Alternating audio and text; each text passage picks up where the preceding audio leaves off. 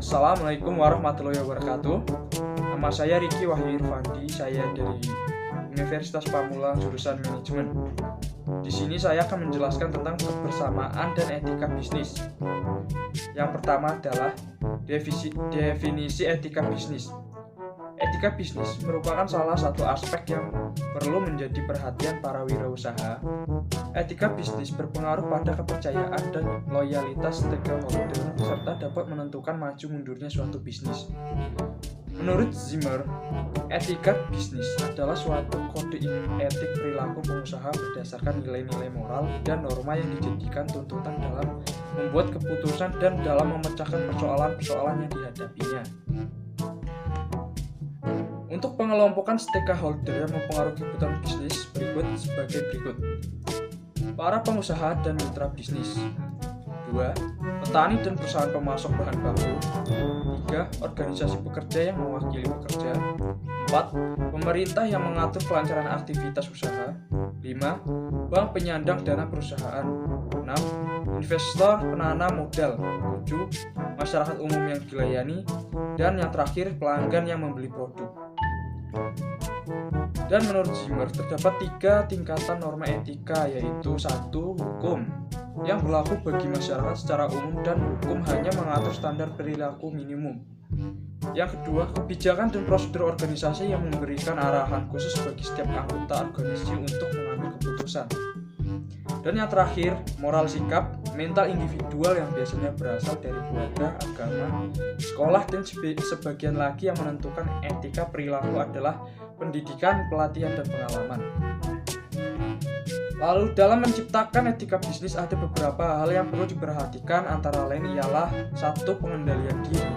Artinya pelaku-pelaku bisnis dan pihak yang terkait mampu mengendalikan diri mereka masing-masing untuk tidak memperoleh apapun dari siapapun dan dalam bentuk apapun.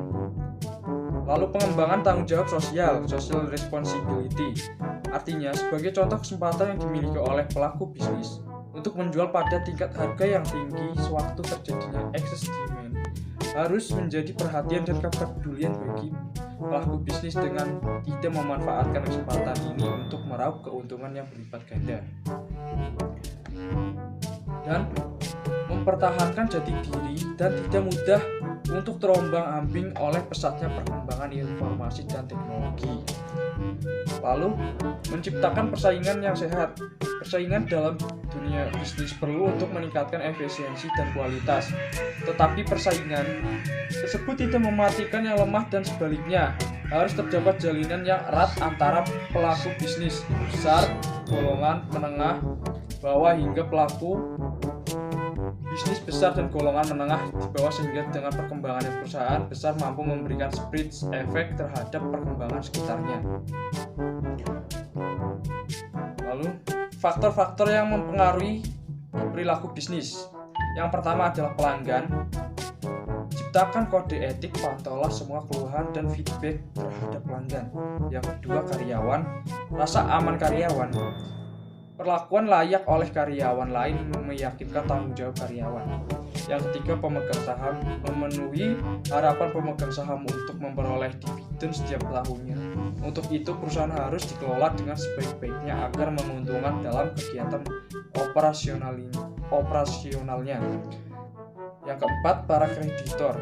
Utang harus dibayar tepat waktu dan dijamin oleh usaha dengan mematuhi aturan yang telah dibuat dalam perjanjian hutang piutang. Yang kelima, lingkungan.